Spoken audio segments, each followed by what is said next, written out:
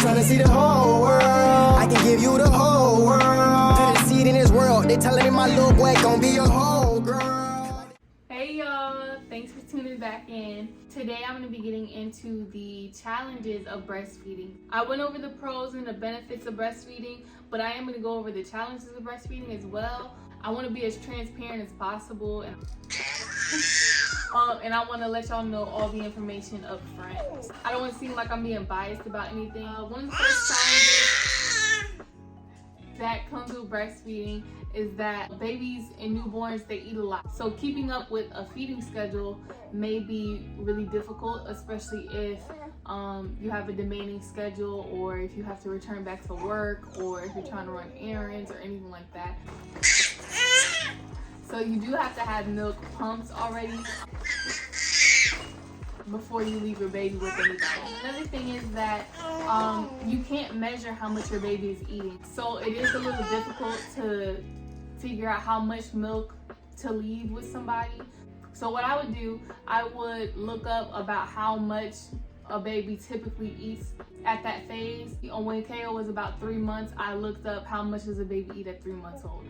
And I would leave extra milk just in case, because it's better to have it and not need it than to need it and not have it. Another thing is that whenever you first start breastfeeding, it is going to be a little uncomfortable. You are going to be in like some slight pain and feel some slight discomfort because your breasts are going to obviously be engorged with milk whenever they do get full. Your nipples are going to be cracked, and you know that's painful. So it is going to be some slight discomfort at first, but after like maybe a month or two, you get used to it, so it doesn't hurt anymore. Or another thing is that anything that you consume, so foods, drinks, medications, anything that goes into your body is going to come out in your breast milk. It's going to,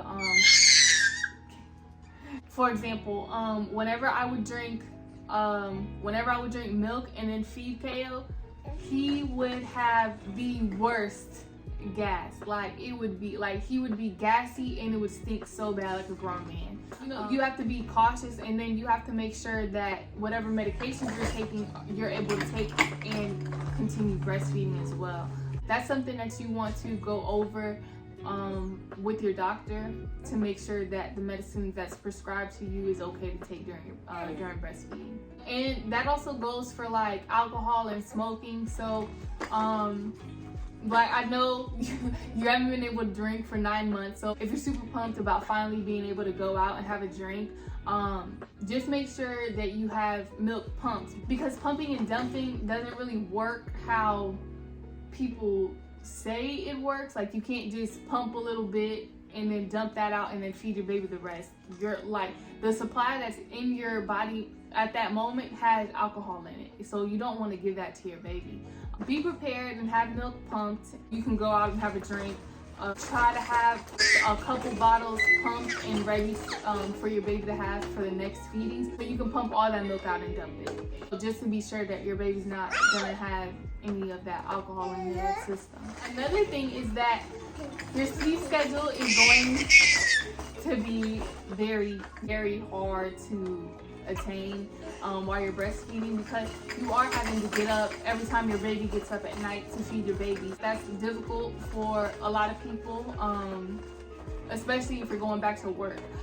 Even if you were to have that milk pumped and give it to your partner to feed your baby at night, you still would have to pump that milk out, because your breasts are going to be engorged and your boobs are going to be leaking. So, which goes into my next challenge, which is leaky boobs. You're gonna have leakage, especially at first whenever your body is getting used to how much milk it needs to produce. Get the nursing pads, and for nighttime, I would say if you can, sleep without a bra or a shirt, and have a towel folded up and then put it around, like a towel long enough to go like around to your back so that it stays on throughout the night, but to basically catch that milk that's leaking.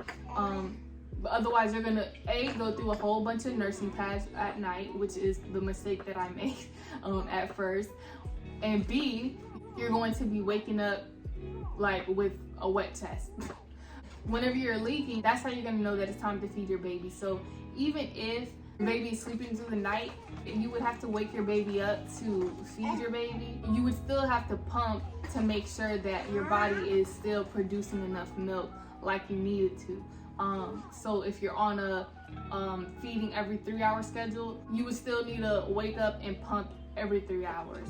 And the same for like if you go out. If you go out and you're drinking, you would still need to stop what you're doing and like go to the car, to the bathroom or wherever, and pump every 3 hours to make sure that your body is gonna produce enough milk for your baby, because you don't want it to stop producing milk. You want to keep lactating. Another thing is cluster feeding. So that's when your baby is going through like a growth spurt, and your baby's eating more often. That can be really, really draining and exhausting. For most people, there's gonna be a change in your breast size and your nipple size. So your boobs are gonna be engorged a lot of the time, and they are gonna get bigger because they have to make room for that milk that's coming in. But your nipples are also going to get bigger because your baby can't see at first. So they can only see like dark and light. Your nipples are going to get bigger and darker, so it makes it easier for your baby to see where they need to go to eat. So besides smelling, they can also see the darker area in your boob to know. You okay? They are going to see the darker area in your boob to know that that's where they need to go. Another challenge is plugged ducts. So that's whenever you get a tender lump in your boob, which is from the duct not draining properly. And sometimes they come in the form of like a pimple on your boob, and those are really, really painful. It feels like an ingrown hair on your boob. Like it hurts. They don't come often, but they do come. Another challenge would be a drop in your estrogen and a drop in your libido. So your sex drive is really low, and because your estrogen is really low, it makes you have vaginal dryness. And not only are you sleep deprived, but you also have those drops in your hormones. So that's really hard for some partners to understand. So it can be a challenge for not only you, but for your partner. Make sure that if you do decide to breastfeed, that y'all are on the same page and that they know what to expect, so that if you can't get in the mood, then they're more likely to be understanding of why. Another challenge would be that if you are breastfeeding, people are going to try to convince you to stop. And you don't have to stop unless you want to. You can legit produce milk until you stop pumping or breastfeeding. So if you want to breastfeed your baby till he's 5, go right ahead. That's a choice that you're making. So people are going to try to convince you to switch your baby to formula because it's more convenient, or give them cereal because they might need to put on more weight. You know, people are going to try to convince you of certain things, but you cannot let other people dictate what you want to do with your baby. So if that's something that you want to do, if you want to switch from breast milk to formula, and that's something you looked into and you want to do, go right ahead. But do not let anybody else try to convince you of what you should be doing with your baby. Why would you want to listen to somebody else if it's not in the best interest for you and your baby? If it's not really an inconvenience for you or for your baby, then you probably wouldn't want to switch. So just be mindful of that, and be mindful, bless you baby, and be mindful of the naysayers, because they are out there. Another challenge would be your milk production. So a lot of people worry about whether they're going to produce enough milk, and maybe you might feel like your milk is starting to slow down. What? You might feel like your milk is starting to slow down, but there are a few things that you can do to help your milk supply increase. I'm going to be making another video about that, and I'll go over those tips to help you increase your milk supply. Whenever you breastfeed your baby, they only poop like maybe once or twice a week, but whenever they do poop, it's likely to be an exploding diaper. So yeah, that's like when it's all down the back, down the legs, and it's a nightmare before Christmas.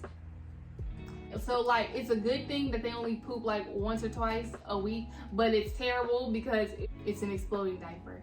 So just be ready for that, because it will be everywhere. So if you found this video helpful in any way, please like and subscribe, share with a friend. So thanks for tuning in. We'll be back soon with more content. It's been a long week, long